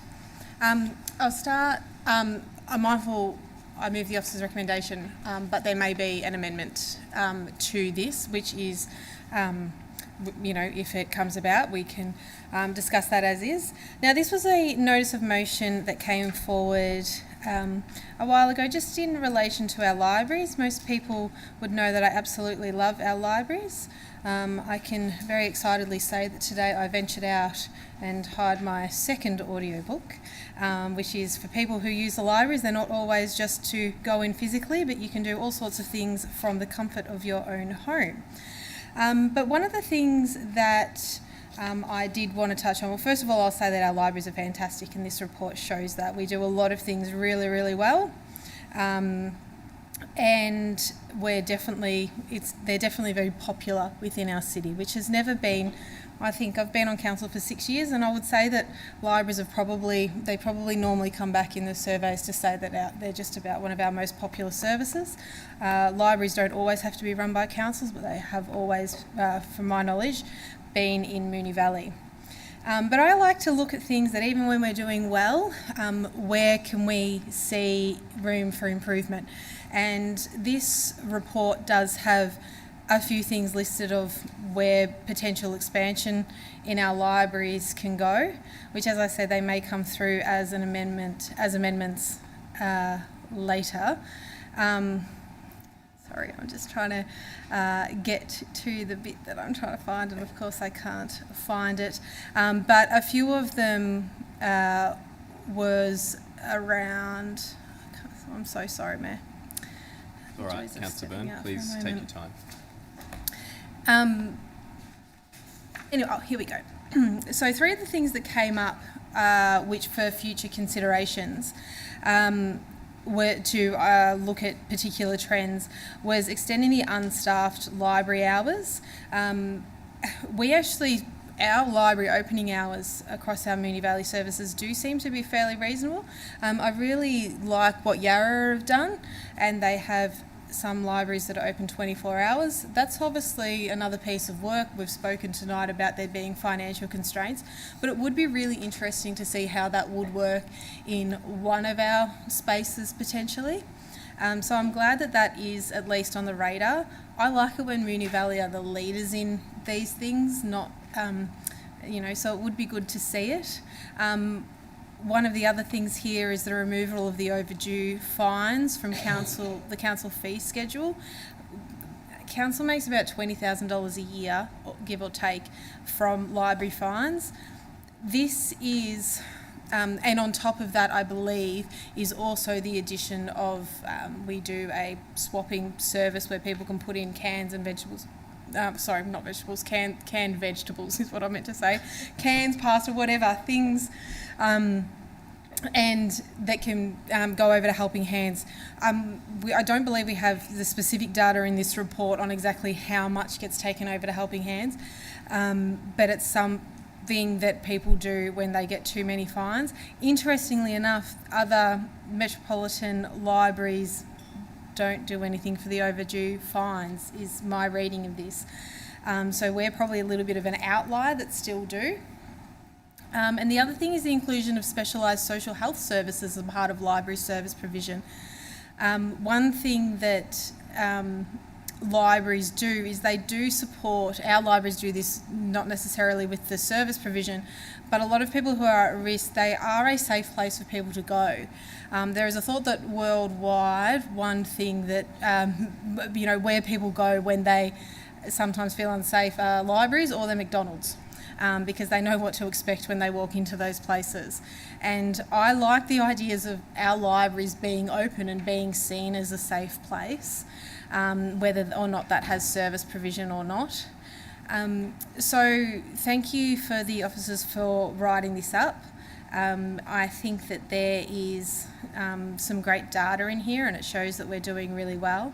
And hopefully when the timing is right and budget permits, we can look at expanding one of our most popular services even more. That would be great. I don't think the expansion necessarily has to happen with a council endorsed position in terms of the hours of operation or keeping open. Like, I would love personally to see our library, at least one of our library doors Councillor open. Byrne, an additional 15 seconds. 15 seconds. I would love to see our one library open every single day of the year. That would, for me, I just think that would mean that you would always have somewhere safe to go in Moonee Valley, and I think that would be something really cool for our city. Thanks, Mayor. Councillor Byrne. Councillor Sypek. Thank you. Would any other councillor like to speak? Councillor Isa. Decided to choke at the same time. I'd like to move an amendment, if I can, Mayor. Yep. What is your amendment? An additional point C that says request the CEO to incorporate in budget deliberations for 2024/25 the removal of overdue fines. Sorry. That's all right. Thank you, Councillor Isa. Is there a seconder for that amendment? Councillor Hodgson. Councillor Isa, please Don't have a die. sip. Have Yeah. a sip before you speak to your amendment. I think that might have been more of a problem, actually. Sorry. Thanks, Councillor Byrne, for mentioning that this amendment may come forward, and so I'm moving the amendment that flagged in response to exactly the points that Councillor Byrne picked up on in the report, which is that officers had put as a future consideration the removal of overdue fines from the library fee schedule. This being on the understanding that 90% of libraries across Victoria have removed overdue fines, and Moonee Valley is a little bit, in my view, a little bit embarrassingly, the only metropolitan council to still have overdue fines. We do have the Food for Fines program that operates often over holiday periods, so I've seen it, I think, over Easter and over Christmas season, where people can take in food as a donation during those periods and have their fees, the overdue fines wiped.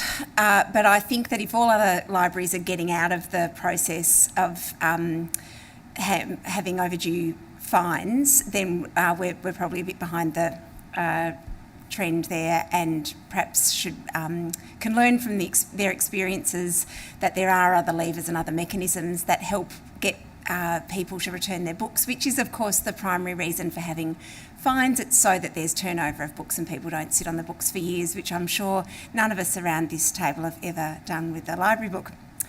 But there are other mechanisms to help people, to incentivise people to get the library books back in rather than charge people. It only brings in 20 grand or so to council, and people who use libraries generally are people who may not be able to afford to purchase books or newspapers. So often those fines, while it's only 30 cents a day and $5 maximum per item, can actually hurt people who are using libraries. Additionally, I like to think that library users are quite conscientious. People, may even use the word, nerdy, really. And we're very good at returning our books generally, and we take, we're very embarrassed when we lose books. So I think that generally the 13% of our population across Moonee Valley who does use libraries is quite conscientious. So I'd like to see us remove the fines, and hope that there's support around the table for that. Thank you, Councillor Isa. Councillor Hodgson. Thanks, Mayor. Look, I'm supportive of this as the amendment's worded. It is just for consideration next budget, but I do think that the trend is quite clear, and would like to see Moonee Valley join in that movement. It isn't a hell of a lot that we get with fines, and I know that the Food for Fines program, hopefully that's very well taken up, but I am sure that if the library, as they often do, put out drives for various things. We were down in Ascot Vale just the other day, and I think that there's a winter coat collection point down there. I'm sure that library users would still be interested in food donations at various times of the year, even if it wasn't incentivised by wiping fines. But it was an interesting statistic that the 21,000 comes post-COVID, and it's a lot lower than in previous years. And whilst that's probably to do with the slower, uptake of library that the previous in the report says, I like to think that also we got more conscientious after COVID, and the fines that people are accruing are lower. In any case, I do think that there are better ways of getting people to return their books, and, as we say, not hurting those people who are using our libraries for reasons that, you know, they might not be able to afford other ways of accessing the lifelong learning that our libraries provide. Thanks. Thank you, Councillor Hodgson. Would any other councillor like to speak to the amendment? Councillor Sypeck. Thank you, Mr Mayor, and thank you, Councillor Isa, for letting us know that all the other councils have gotten rid of their fines, because during the couple of weeks that I had off, I did a bit of a clean out in my garage, and I came across a book from 1974, Mr Mayor, from the City of Moorabbin Library. And I opened it up, and it had that little pocket inside, you know, with the card in there, and it had my name in there, and it had to be returned on the 3rd of March in 1974. So I'm very, very pleased to see that my fine has been waived, and I look forward to maybe returning that book now to the City of Kingston, as it's now known. Thank you, Mr Mayor. Thank you, Councillor Sypeck. Would any other councillor like to speak to the amendment? If Councillor Byrne. Thank you, I will. I did touch on this briefly in the first speech, but I did, just specifically on this, I work as a podiatrist, and in my podiatry work there's a lot of people who can't afford to purchase shoes, and there is a lot of evidence about not giving people free pairs of shoes, because sometimes when there is a cost associated, even if it is a very small cost, the ownership of the shoes rises. And I don't know what the equivalent is in this space, but I think that there probably will be a lot of research, there's libraries all around the world, on whether or not there should be fines or not. So I'm supporting this. This is definitely not speaking against it, but I just think that there's, it'll be really interesting to see the feedback of how the other councils have gone with this, both in Melbourne and where they originally got their data from doing this. Obviously what we don't want to start happening is people sort of taking advantage of the system. I wouldn't necessarily think that that would happen, but as someone who uses the app regularly and often, you know, waits in line to get books to come, you know, we don't really want people waiting a long time for the books that have been placed on hold, because people are like, oh, well, it doesn't really matter if I return it late, if there is that very small fee. But as Councillor Isa mentioned, you know, it can add up, you know, $5 for some people, and what we don't want to have happen is for people to have I think it's $5.70 fine. Maybe I know that a bit too well. But we don't want people to have a fine like that and then not return to our libraries for 50 years because they're too worried about what the fine may be. So anyway, a piece of work that can definitely be looked at, and it'll be interesting to see what it comes back with. Thank you, Councillor Byrne. Would any other councillor like to speak to the amendment? If not, I will put that amendment to the vote. Point C. All those in favour? That's carried unanimously. Now we return to the substantive motion, of which C now forms part of. Councillor Isa, can I clarify with you whether you were speaking to... Would you like to speak? Yeah. Thanks. And in speaking, and thanks very much for the support for that amendment, really appreciate that. Just in speaking to the substantive motion now, which includes the amendment, I will just add that in response to some of the comments made, the Australian Library and Information Association, ALIA, does recommend and support the removal of overdue fines on the basis that charging library fines undermines the core principle of free and universal access to information. So hopefully that might help answer the question that was posed around that. The other thing too is that while we charge 30 cents per book per day, it's capped per item at $5 something, which is going to then be no more than 20 days worth. So the function of the fine to motivate people to get the books back only actually functions for 20 days, which is, I think, why there are some other levers there to help people get their books back. But of course, some people might be completely resistant to all leavers, or that just might be so fearful of returning books out of embarrassment that they keep a book for as long as I've been alive. But, you know, happy to drive it down to the library if that might help, Councillor Sarvik. But just one other point.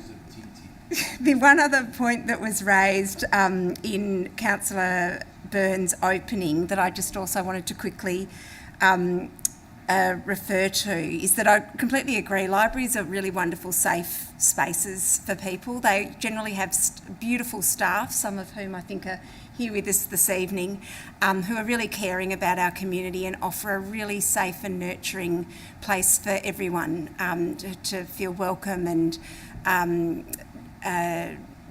a real refuge. And I do understand that sort of sense of, well, you know, wanting to have a place like that that's open all the time, all year. If it's the case that perhaps some of the thinking behind bringing this initially was around creating safe places on public holidays, which can also be very lonely places for people, particularly Christmas can be quite a lonely place for people. Look, I'd really support other services that we might be able to get involved with, or there might be charities around Moonee Valley that we could partner with to provide a space on Christmas Day. I'd love to host a Christmas lunch on Christmas Day, volunteer, you know, come round from wherever and host a big Christmas lunch for people who don't have anyone to spend Christmas Day with. I'd love to do that, but I also want to give our library staff the day off on Christmas Day. So happy to, if anyone's interested in pursuing that sort of idea, happy to talk further. Thank you, Councillor Isa. Would any other councillor like to speak? Councillor Hodgson. Thanks, Mayor. Look, there are just two things in the report that I wanted to draw attention to. One is the study of the value of our libraries. For every dollar invested, $6.40 worth of benefits to our community, which is absolutely massive. And the other is that, and Councillor Byrne alluded to this, the last 3 years of our community satisfaction survey, libraries have topped the charts of the most popular service that we provide. So whatever bragging rights that's earned our Moonee Valley Library staff, well deserved, and I'll just leave it there. Thanks. Thank you, Councillor Hodgson. Would any other councillor like to speak? If not, I will put that to the vote. All those in favour? That's carried unanimously. And I too would also like to echo what some councillors have said, to thank our fantastic library staff, and looking forward to seeing a lot more of them in the next few weeks as well. So thank you. We now move on to 10 notices of motion. We have one on the agenda this evening. I understand Councillor Adams has declared a conflict on this item, as well as Councillor Bedio, so I'll ask them to leave the room.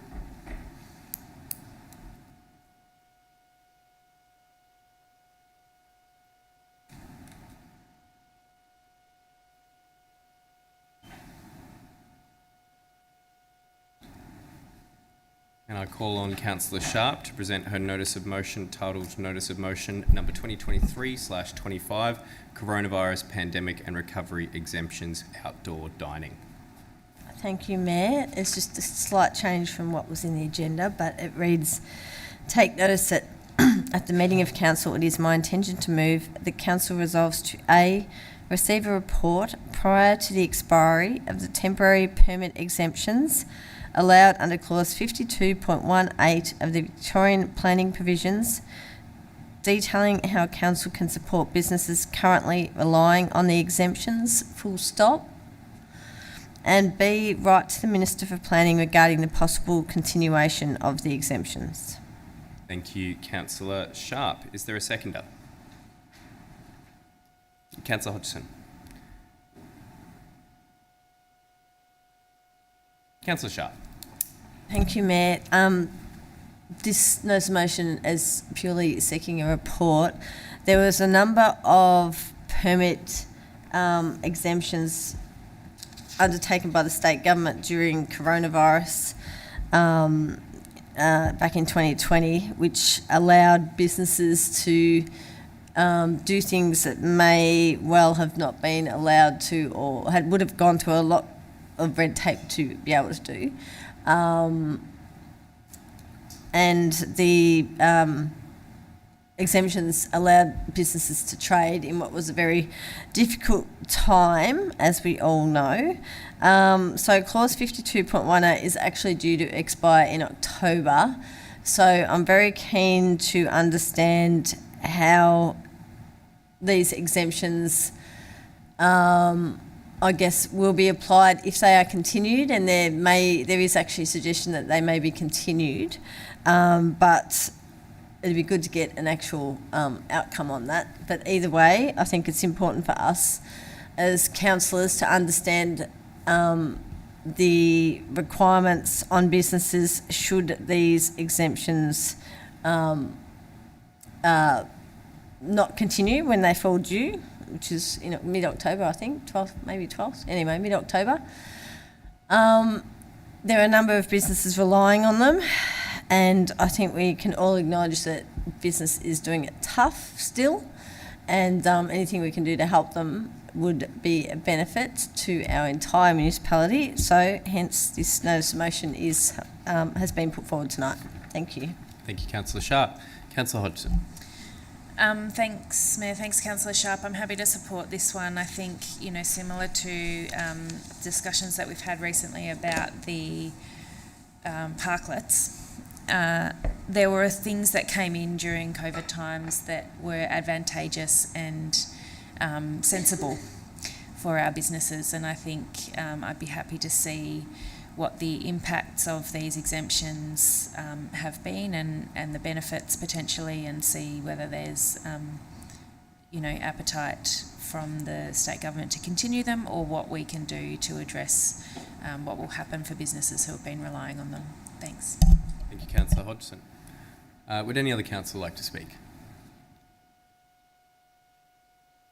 If not, I will put that to the vote. All those in favour?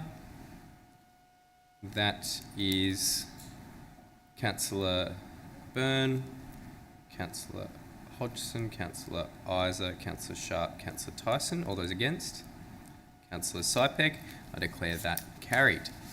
The next item is item 11, urgent business, but we'll ask our two councillors to return to the meeting.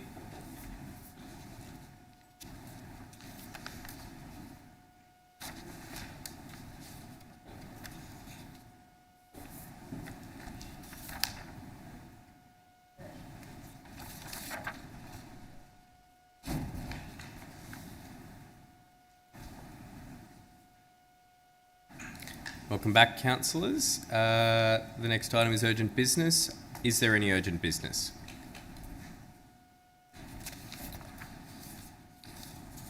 If not, we'll move on to item 12, confidential reports, and we have one listed on the agenda this evening. Councillors, I need a mover and seconder that council resolves to close the meeting to the public pursuant to section 66(2) of the Local Government Act 2020 to discuss item 12.1, endorsement of projects for inclusion in Australian Government Sports Lighting Grant submission, as it is considered confidential under the terms of section 3(1)(a), council business information being information that would prejudice the council's position in commercial negotiations if prematurely released, as it would disadvantage council's tendering process. Moved Councillor Sypek, seconded Councillor Bedio. I'll put that to the vote. All those in favour? That is carried unanimously. So that's to the end of the meeting where we must close to the public. So thank you to all those in the gallery who have joined us over the course of the night and those who have joined us from home. I will close the meeting to the public at 8:39. Thank you for joining us. Good night.